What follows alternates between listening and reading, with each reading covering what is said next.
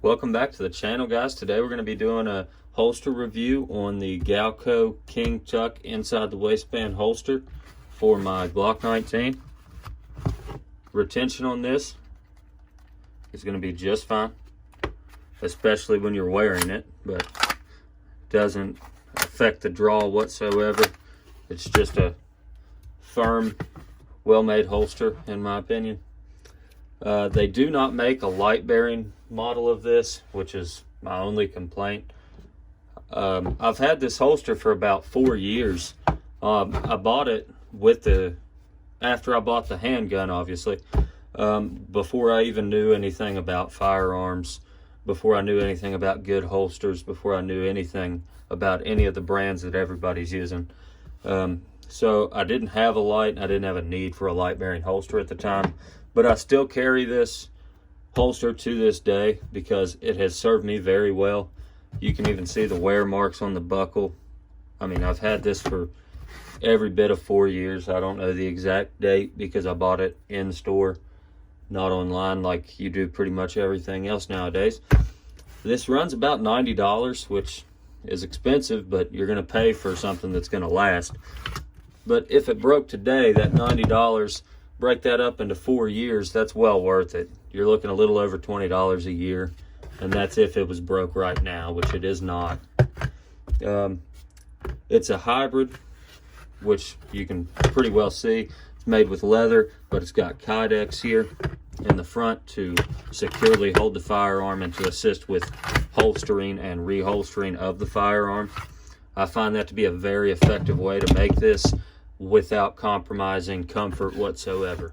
I mean, it does mold to your body, as you can tell. It's not completely flat, but it doesn't protrude in an unsafe manner to where the trigger guard is. It's very safe. It's kydex here, obviously, leather here, and then you've got steer hide lining, which is what they say on their website. I found that to be a very good way to make this holster. I have no complaints with this whatsoever. If you were to order one right now, they're back ordered to 2 weeks at the time of this video, which means if you order it today, it'll ship out in a couple weeks or so. The belt clips fit belts up to 1 3/4 inches, and I haven't found that to be a problem on a 1.5 inch belt whatsoever, because these belts are made so firmly it grips and doesn't allow it to slip. You don't have that problem you'd have with some holsters where you're pulling the holster then the firearm. That's not a problem whatsoever. They claim it fits belts of unlimited width, which I would say is probably true, because I haven't seen a belt much thicker than this, to be honest with you. When I did get it, after probably the first 2 years of carrying, I was fishing one day and I went to put out some minnow traps, and I felt something in my boot, and I was like, that's weird. So I took my boot off, and there were a couple screws down in my boot, and at the time I didn't know what was going on, so I threw them away. Well, when I got home and took the holster off, one of the clips stayed on my belt and the other one held the gun. So even without one of these clips, it's not going to be ideal, but it will securely hold your firearm in place on your body with a good sturdy belt.